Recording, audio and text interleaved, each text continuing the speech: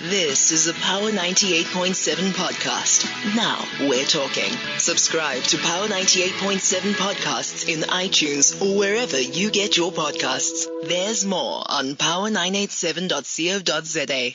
It is 13:48, and right now we're getting into our 987 Jobs feature, as we do every single Monday, where we try and empower you as you are going on your journey towards employment, or making sure that you retain your employment if you are lucky enough to be employed already. As you will remember, late last year we partnered with the All4Youth Alliance in its CEO's Mentorship Network webinar, which saw a panel of industry leaders share insights on the significance of mentorship.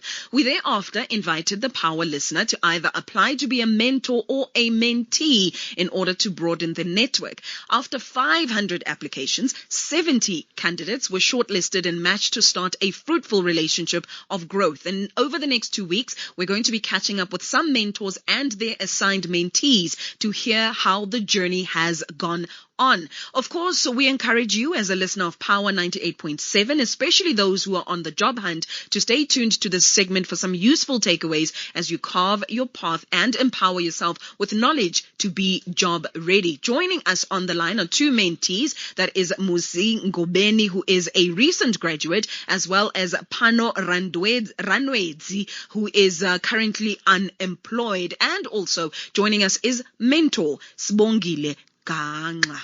Greetings, Bosch. Hello, Mpho. Thank you for having me. Let's talk about the importance of mentorship. You know, sometimes people say, I want to be mentored, but sometimes they don't even know what they want. From a mentor perspective, what's the role of a mentor? Well, first, I think we do need to reimagine what mentorship means, because I think the way that we understand it traditionally has made it seem like this very inaccessible and difficult thing to do. Yeah. But I really think it's just about understanding your duty to pay it forward as somebody who's been in the, in employment, in your respective industry, who's definitely got insight to share with somebody else who's starting that journey. I think if we kind of just humanize it and stop making it formal, then we understand that it's just about building a relationship with a young person and exchanging ideas, because you've been working for so long that you even you lose perspective, because you're so stuck in your ways. And you say, we know the industry, it's like this, and then you get a fresh out of varsity graduate who says, no, but this is what we've been learning in the classroom, and this is how trends are in the industry and whatnot. So it's an exchange more than anything else. But in a time such as this, it's been so important for us to bring on this platform work readiness insights, because as our listeners would know, we started 987 Jobs, which was a very bold thing to do in the middle of a pandemic. And trust me, like nothing ever prepared us for just the stumbling blocks that kind of illustrate how tough this landscape is, the job market is. But what we didn't want to do is we didn't want to, make people feel despondent. As we try to create those opportunities and to be the pathway that we promised to be, it's multi-pronged for us. So in the absence of opportunities, there's always an opportunity to learn and to share insight, because it's a lonely journey looking for a job. And we wanted to just create that network and be a pathway to connect young people to people who can keep them inspired, empowered, and just, guide them in the right direction. Why did you personally want to become a part of the All4Youth Mentorship Network? Because I think I have a responsibility to do so. And I also understand it. I was also once an unemployed graduate, and I know how lonely and scary it is. And just the world of work as you imagine it versus its reality.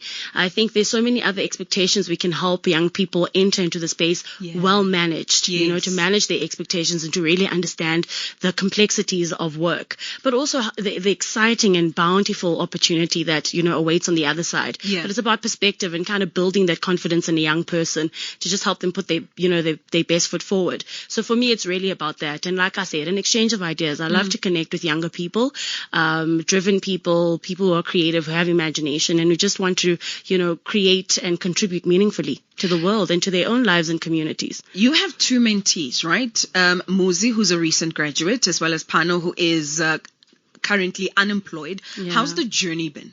So the journey has just started. So Yeah. All4Youth has just, assigned us mentees. I didn't manage to speak to Muzi this morning, but I did catch up with Pafano. So I'm still learning how to pronounce her name. So you have to pronounce the P and the F, she says. Yeah. And it was such a wonderful, engagement. She's really, really she's just confident, and she's quite excited about the journey. She's recently graduated, a BA in media studies. Nice. She wants to get into communications in an honors level, but she's also just so creative, and she wants to and proactive. So she's been doing some online courses, she tells me. And how do I then fit into that and just make it worthwhile for her to keep showing up for herself until she gets that great opportunity, that big first step? Stunning. We have Fano. How do I pronounce your name? Pafano. It's Pano. Pano. Oh my Yes, God. you see, I was right when I said Pano. I'm sorry, I'm going to get it right. We've got Pano on the line as well as Muzi. Let's quickly talk to you, Pano, because Sibongile had already mentioned you already. Do you think that when it comes to work preparedness, that young people are actually ready to get into the workspace?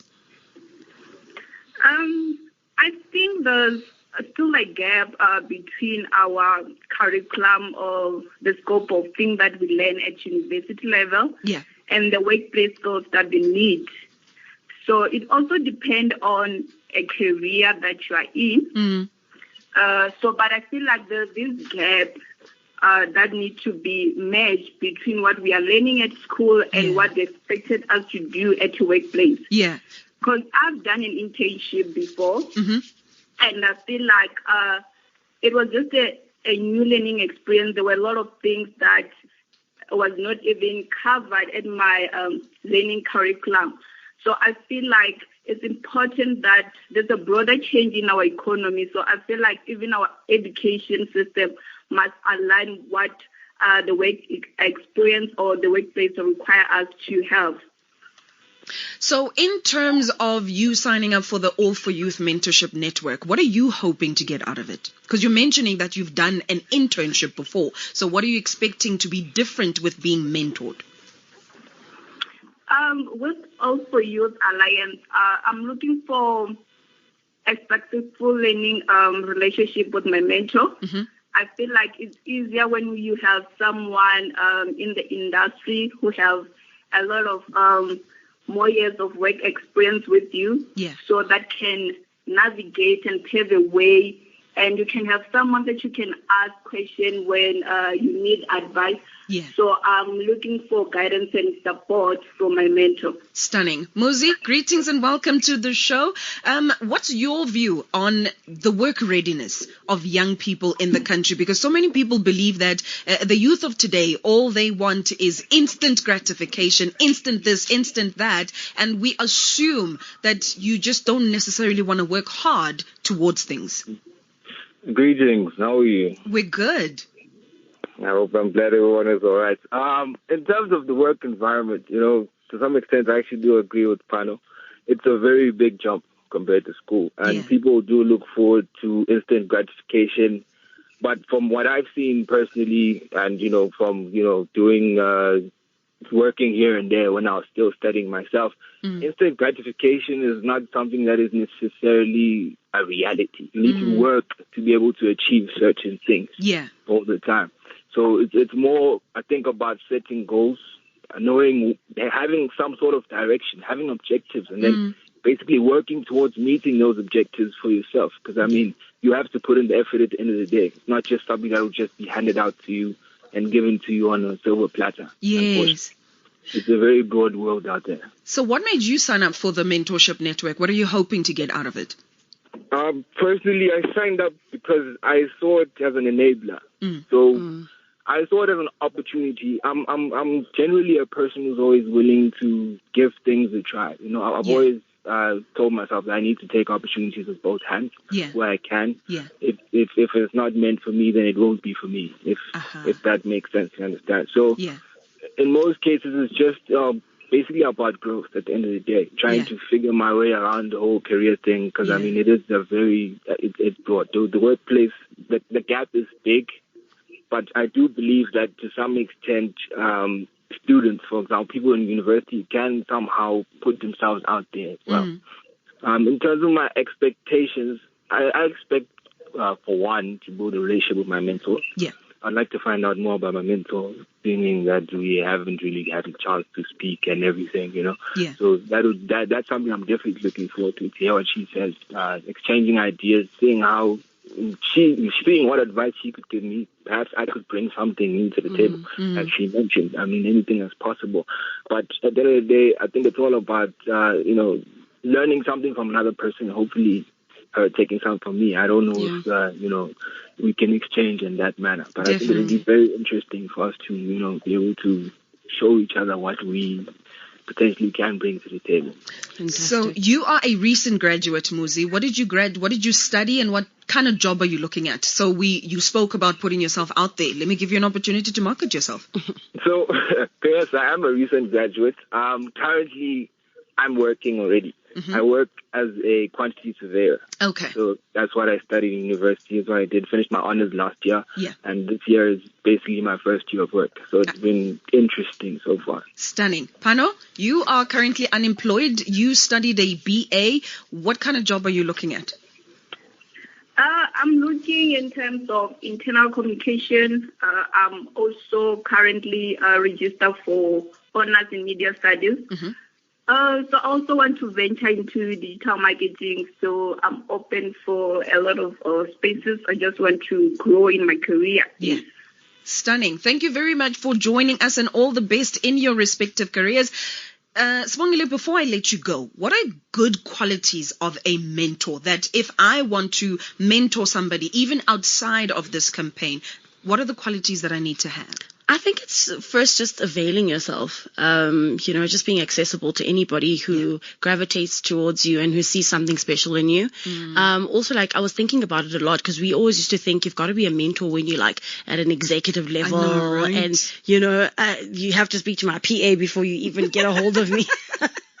And then I just realized it's not that, it's just about what you know and just sharing, what you know, because journey. You've also been there. Yes. Starting a career is very exciting, but it can also be quite confusing. And if I'd had somebody, early on in my career to kind of hold my hand, I think it would have made things easier. So I think just availing yourself, being vulnerable, being open to not being perfect, and being accountable. I think it's an accountability test as well. There's things that Muzi and Pano are going to expect from me that I have to deliver on, and so it goes for them as well. So it's a lesson on accountability and showing up for one another. Before I let you go, what makes for a good mentee? Because sometimes we look at the mentors and we don't look at the work that the mentee has to put in.